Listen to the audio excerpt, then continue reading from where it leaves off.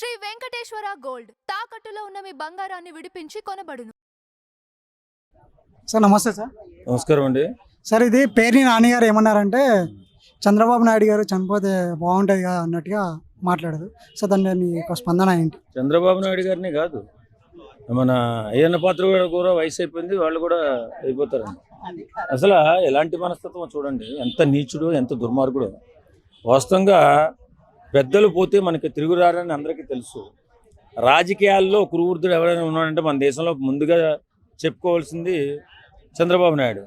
అలాంటి వ్యక్తిత్వం ఉన్న మనిషిని, అలాంటి సీనియర్ అయినటువంటి వ్యక్తిని చావు కోరుకుంటున్నాడంటే ఎంత చండాలమైన మనస్తత్వమో. వీళ్ళు ఎలాగా అసలు వీళ్ళ గురించి ఏం మాట్లాడాలి నిజంగా.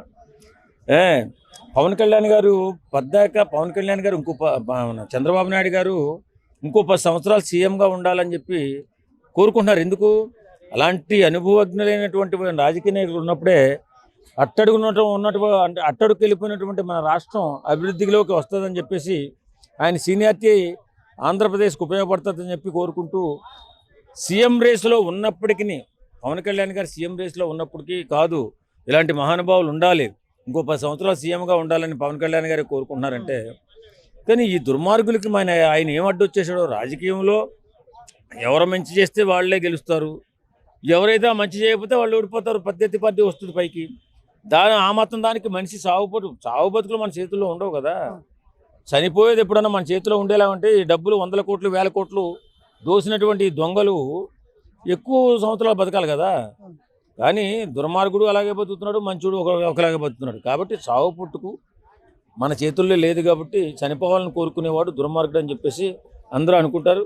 కాబట్టి ఇంత నీచమైన మనస్తత్వం ఉన్నటువంటి పేర్ని నాని గారికి నిజంగా అతను ఏ భాషలో తిట్టాలి నాకైతే అర్థం కావట్లా. కానీ అంటే నిజానికి వాళ్ళు ప్రతిపక్ష హోదాలో ఉండి జనాల తరఫున మాట్లాడారు, కానీ వీళ్ళు చనిపోతే బాగుండు, వాళ్ళు చనిపోతే బాగుండు అని చెప్పేసి మాట్లాడడం అసలు కరెక్టే కాదు కదా. వయసు మీరిన తర్వాత మనిషి చనిపోయేలాగా ఉంటే మరి అర్ధాంతరంగా చనిపోయే వాళ్ళ పరిస్థితి ఏంటి? కానీ చావు పుట్టుకలు మన చేతుల్లో ఉండవు. కానీ ఎప్పుడైతే మన గుణం బయటపడుతుంది, ఇలాంటి పెద్దల పట్ల మాట్లాడేటప్పుడు కానీ, ఎవరి చావు గురించి అయినా మాట్లాడేటప్పుడు కానీ, వీడు ఎలాంటి మనిషి, ఇంత నిష్ఠదరిద్రుడా అని చెప్పి అనిపించుకోలేగా పేర్ని నాన్నగారు మాట్లాడుతున్నారు. ఇలాంటి మాటలు మాట్లాడకుండా ఇలాంటి వాళ్ళ రాజకీయంగా మాట్లాడుకోవాలి తప్ప ఇలాగా సన్నాస్తరంగా మాట్లాడితే ఎవరైతే మాట్లాడో వారికే చెడ్డ పేరు వస్తుంది.